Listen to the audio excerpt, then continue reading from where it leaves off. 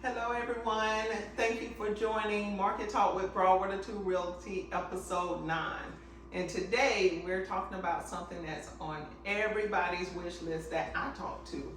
And to spark this conversation, I have DeMargo Trotty here from Paul Myers House Buyers. I got it right. Yes. And I'm with Keller Williams as well. So shout out to Keller Williams, but I am at Myers House Buyers office most of the time. I really am. Wonderful. So getting that started, tell me about yourself.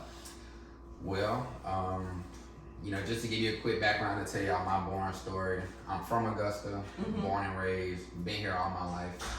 Graduated from Hephzibah High School, no kids, no spouse yet, married to the real estate game. But after high school, I graduated in 2018. I went to Georgia State my freshman year to be a financial advisor and to try to spark my acting career. That's a whole nother story. But I was going to be a financial advisor and everything. Really was not focused, doing what I was supposed to do. So I came back home, always knew I wanted to do real estate investing. So that's how I ended up in the real estate game. So you went, received your real estate license, started with Keller Williams. Right. How did you link up with Paul Myers? Okay. So I got licensed. I got my real estate license in November 2020. And I remember that it was COVID year. I took the class like early 2020, but it got on pause because of COVID. So I wasn't able to take the test until November. But I was able to meet Paul Myers because he did. He's been investing for 15 plus years, but he had an investing seminar at Keller Williams. And I didn't even go in person. The flyer was in my email because they just update us with all the events that's coming and things like that. So the flyer was in my email, and for some reason I reached out to Paul, like just set up a Calendly, a Zoom with him, because I personally had an off-market property that I was keeping to myself, but I didn't have the funds or the knowledge to do what I wanted to do with it. So got with Paul, he said, hey, this is what we can do. We ended up doing a joint venture wholesale on the property where we got it under contract for 78 and we had a hedge fund buy it for 89. And we were able to split that profit, and that was my introduction really to investing and wholesaling. And then next thing you know, he invited me to the office and said, do you want to join the team? Do you want to work? I said, let's see what we can do. That sounds pretty cool. So now I'm here. That's an amazing story. Yeah, no, networking it's crazy the places real estate has taken me so far. Right, and I agree with you. The places it has taken me, but today it's not about me. It's about you. And someone in your office said, make sure I ask how old you are. So that everybody knows that it's never too early or too late to start. Yeah, definitely. But to be transparent with y'all, I'm 23 years old. I'm a 90s baby. I was born in 99. I barely made it. I consider myself a 90s baby. I'm so proud of you. And I'll say that before I jump into these questions that I sent over to him.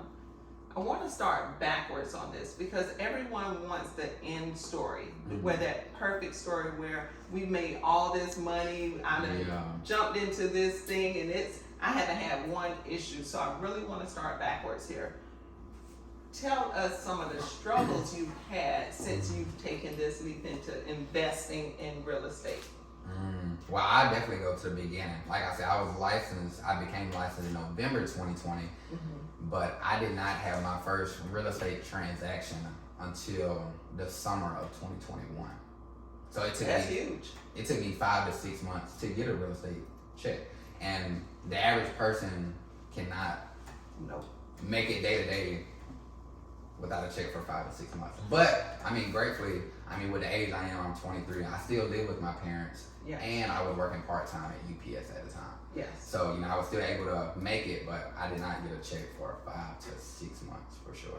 So I do like to let people know that, because when I think about it, I'm like, you would think I was living outside or something, but I did not get a check for 5 to 6 months. Yes. Seriously. We need support, and that's one thing I don't think the public sees is the behind the scenes. Yeah. We do not get paid until closing day. Yes. And if that closing is pushed off, you still have not just your living expenses, but your dues to Yeah. the real estate. Right, Keller Williams, they don't care. I mean, they do care about me, but they don't care about, you know, if we're having closings, you know, just to be with them and have that name attached to us, we still have to pay them a fee. That's right. Sure. So your first investment property. Mm-hmm. Let's talk about that, because I know that had to be exciting and scary. Oh yeah. So you said that you had something in your pocket. Mm-hmm. Has that come to fruition, or is it still in your pocket? What do you mean by in my pocket? You said you had a property, off Oh, market. when I met Paul. Yes. Yes, yeah. Mhm. So that property, yeah, if I had the funds and the knowledge that I have today, I wish I would have, you know, kept it. I was able to make a profit off of it, and you know, I don't regret it, because it was what led me to meet Paul and the MHB team. So, you know, it was more about the money. The networking was what was huge for me, but that was just an off-market property I had that I was keeping to myself until I stacked the funds to do something with it. Okay. But I happened to run into Paul first. Okay. So, I'm sorry, I digress. But So- would love to talk about the property though. Yes, let's do it. Mm-hmm. So that, just to be transparent with that, that was an on-market property. It was listed with you, so I appreciate you. You got me my first property. You the woman. But I am. so that's just a good note for everybody too. I mean, on-market properties, do not sleep on them. You know, a lot of investors want off-market, but there's deals everywhere. You know, you just have to talk to people. But that property, it was listed with you for $118. You know, as soon as it came on the market, I was sitting in the offer. Yes. He was like, give us some time. Just got on market. Follow up in a week or so. So I followed up with you and everything, and we was able to, you know, go under contract. You all counted at 65. I am a negotiator. I said, can we do 62 and a half? And we went under contract at 62.5. I forgot the date, but I know we closed November 8th. Yes. I never forget that day. Yes. Closed with Wright McLeod. I had to put 20% down. I got a hard money loan through Bob Richards, who's a hard money lender here. So shout out to Bob. He's a man. Yeah. But so I had to put 20% down. That was, you know, a nice chunk of money. And then the renovations. So now I put 20% down. Now the next part is, how am I going to fund the renovation? You know, because he wasn't going to pay for that because it was my first property. So he has to protect himself too. He can't just give me all the money, which I understand and I can respect it. But I went half on a renovation with my mom.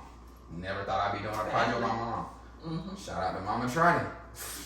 I appreciate that. So we went half on the renovations, and now it's complete, and we actually went under contract about 4 or 5 days ago. First week. Look at God. And went under contract. That was a blessing. Look at God. Really And I think people underestimate family. Oh yeah. The power of family.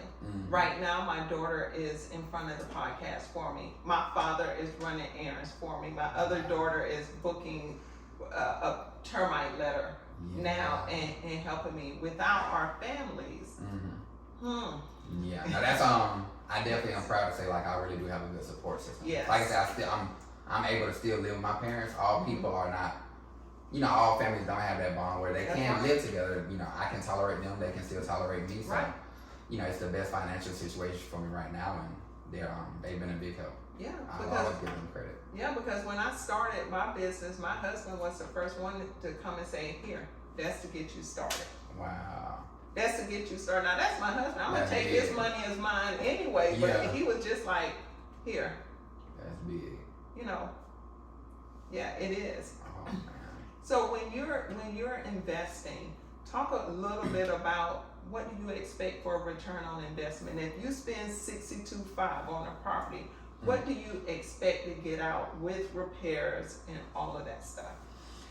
After repairs and everything, everybody has a different strategy. You know, that's the beautiful thing about real estate. But when I'm flipping a property and when our team is flipping a property in general, we expect to make 15% of the after repair value. So if I say it's gonna sell for, if I can fix it up and it can sell for $200,000, I want to make at least $30,000 back, 15% of $200,000. After all expenses are paid, agents are paid, renovation, everything is paid back. I want to make at least 15% of the ARV.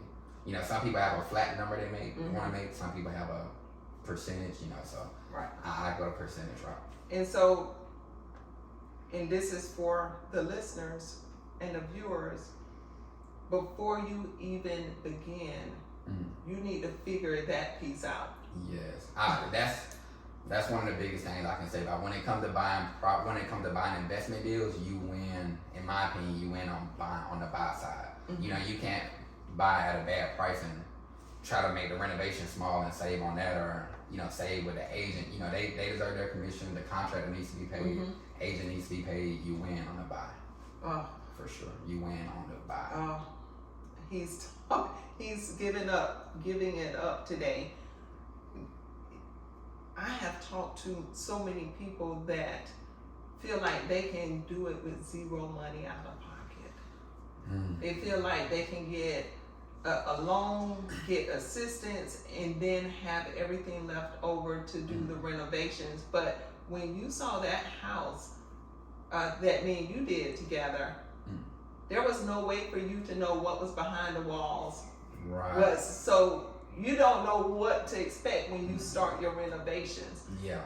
Can you give some advice on how much money do you think someone needs to get started in real estate investing or flipping houses? Because that's really what we're talking about. Yeah, no, that's a very good question. That's probably the most common question I get asked, because I don't ever want people to think that I came out of pocket $62,000, because I do not have $62,000 in my pocket. But so you can do real estate investing with no money. It is way harder, but that is through networking with hard money lenders, banks, things like that. But you'll still have to come with a very good presentation about what you're trying to do. But I mean, for that house, like I said, I had to put down 20% of that, which was around 14 and a half. Then I had to pay other closing costs on top and things like that. So, I mean, you do need money. I would say you need at least 10 to 20,000 saved up. So my suggestion, and DeMargo can give his input, but you need to educate yourself.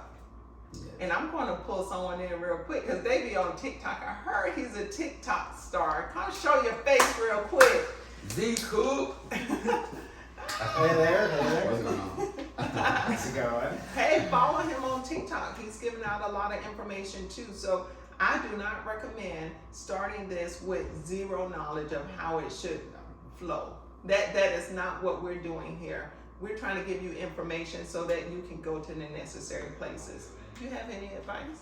Well, I was a former high school teacher before I got into real estate, so I'm all about education, being able to get the best information in front of you. And honestly, it's all about getting in the information and then also making it actionable. Because I don't know if you might be like me, I listened to a lot of podcasts, I read a lot of books, and then I just kept it all up here. I didn't do anything with it. Yeah. But what's really important is being able to turn that information into action and being able to take some steps moving forward. And it could be something as simple as reaching out to DeMargo, reaching out to Katina, reaching out to me. And even that is an action. You're doing something to take the first step. So I'd say make your information, get the information, and make it actionable. Yeah. The key word, former teacher. That's right, former. Thank you. Is there anything else you want to say that maybe we haven't talked about? I feel like we've talked about everything that's here. Yeah. But outside of what's the turnaround? So when you purchase the property to when you want it on the market, do you have a timeline for that?